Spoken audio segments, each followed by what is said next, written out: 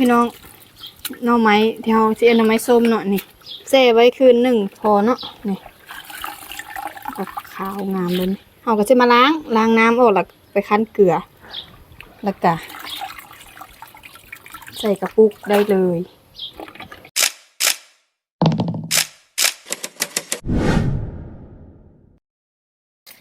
มาพี่น้องคนดุคนมันเนาะอยู่ที่ไหนก็ลำบาก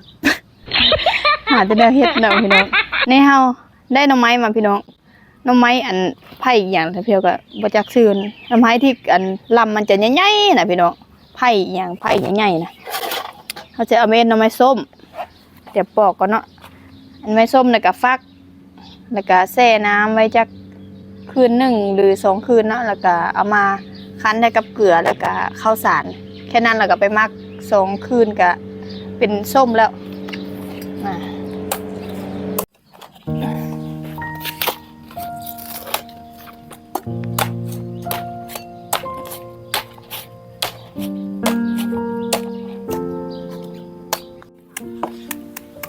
มาเฮาปอกแล้วเฮาฟักเนาะพี่น้องตอนน้อยตอนใหญ่แล้วแต่คนมักแต่ซะเพียวจะมักตอนน้อยนะเฮาก็ฟักเอาไปแช่จักคืนหนึ่งก็เอามาใส่กระปุกมาคั้นใส่เกลือใส่ข้าวสารใส่กระปุกก็แล้วดอกก็2 มื้อก็ได้กินละส้มละ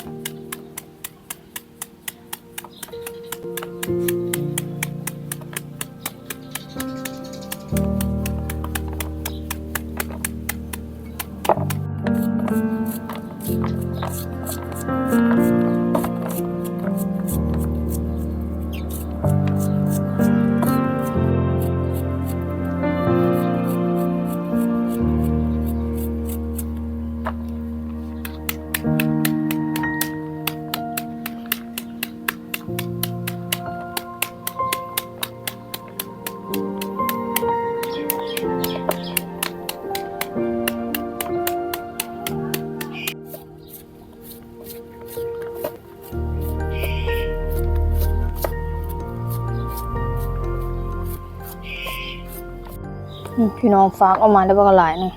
แต่เพียวจะมักเป็นเส้นแบบนี้เนาะให้มันเป็นเส้นแบบนี้เส้นแหลมๆแบบนี้ไปแช่น้ำคืนหนึ่งแล้วก็เอามา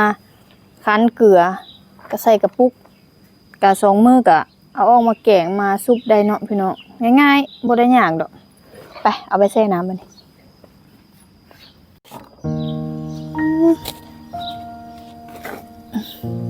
แช่ถัง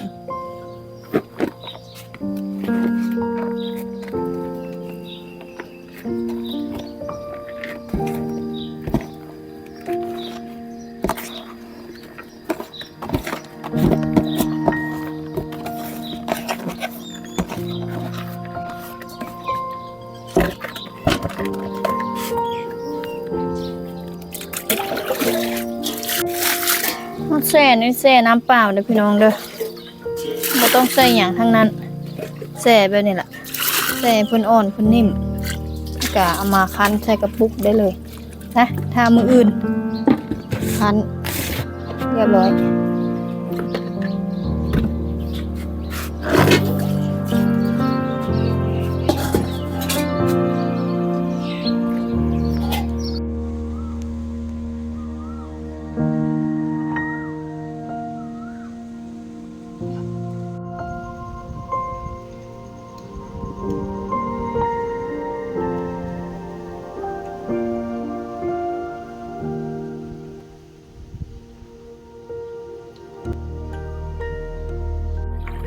พี่น้องหน่อไม้ที่เราสิเอาหน่อไม้ส้มเนาะนี่แช่ไว้คืนหนึ่งพอเนาะนี่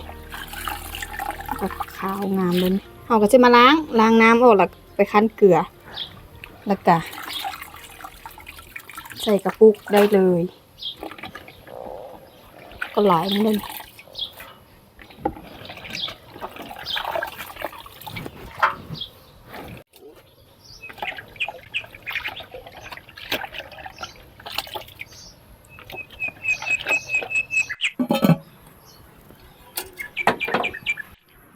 พี่น้องล้างเรียบร้อยเนาะเราล้างน้ำที่เราแช่นะออกไปแล้วก็มาใส่เกลือ เกลือแล้วก็ข้าวสารพี่น้องเป็นข้าวเหนียวหรือข้าวเจ้าก็ได้เด้ออันนี้เป็นข้าวเจ้าเนาะเกลืออันนี้เขาก็กะเอาพี่น้องตามอันหน่อไม้เขาหลายๆน้อยก็ได้ถ้าพี่เอาเฮ็ดจะบ่เค็มแห้งเด้อเวลาไปแกงไปหยังมันสิเค็มโพดแล้วครับเวลาเขาปรุงมันเฮ็ดให้แกงเขาเค็มเนาะพี่เอาจะแบบว่าเอาให้มันมีความเค็มธรรมดาพอดีบางคนเอ็ดเค็มเวลาไปแกงไปหยังเอ็ดให้อันแกงเขาเสียเข้มไปน้ำกินบ่ได้นะลืมนี่พระเจ้าขออภัยด้วยพี่น้องบ่ได้ใส่ถุงมือเพราะเฮ็ดกินเองเนาะอันนี้เป็นข้าวสารเด้อพี่น้องใส่ข้าวสารเด้อแล้วก็คั้นคลุกเคล้าให้เข้ากันบางคนนะก็เอาอันน้ำไม่ส้มในใส่อันกระปุกเลยเอาเกลือใส่ทั้งทึงอันแล้วแต่สูตรไฟสูตรมันเนาะถ้าสูตรจะพี่เอาจะคลุกเคล้าให้มันเข้ากับเลยค่อยเอาไปใส่กระปุก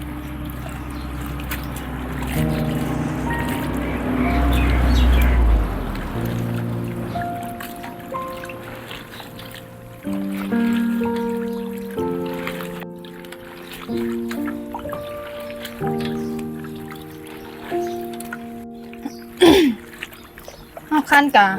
บ่ได้คั้นดนคือพวกส้มหมูส้มเฮ็ดส้มหยังเนาะก็บ่ได้คั้นดนคือแบบว่าอันส้มผักกาดผักหยังเฮาก็นวดบีบพอให้เกลือซึมเข้าไปในหน่อไม้ก็ได้แล้วเนาะประมาณนี้แหละให้หน่อไม้เพิ่นนิ่มลงก็ได้แล้วบางคนแห้งบ่คั้นเลยยิบใส่กระปุก แล้วก็เอาเกลือใส่แค่นั้นเนาะแล้วแต่สูตรไฟสูตรมันของเจ้าเพียวนี่ค่ะ2มื้อก็ส้มละเอามาแกงได้ละเฮ็ดไว้อันใส่อันไว้แกงใส่ปลาเวลาอันเฮาใส่เบ็ดนี่จักน้อยสิได้ใส่เบ็ดก็ได้ปลามาก็มาแกงใส่นะอ่ะมาใส่กระปุกบัดนี้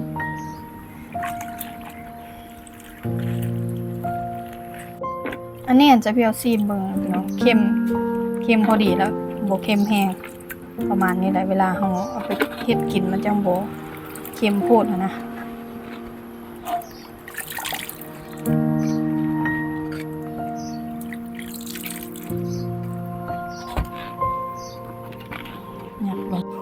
หน่อไม้ติดฮอดแขน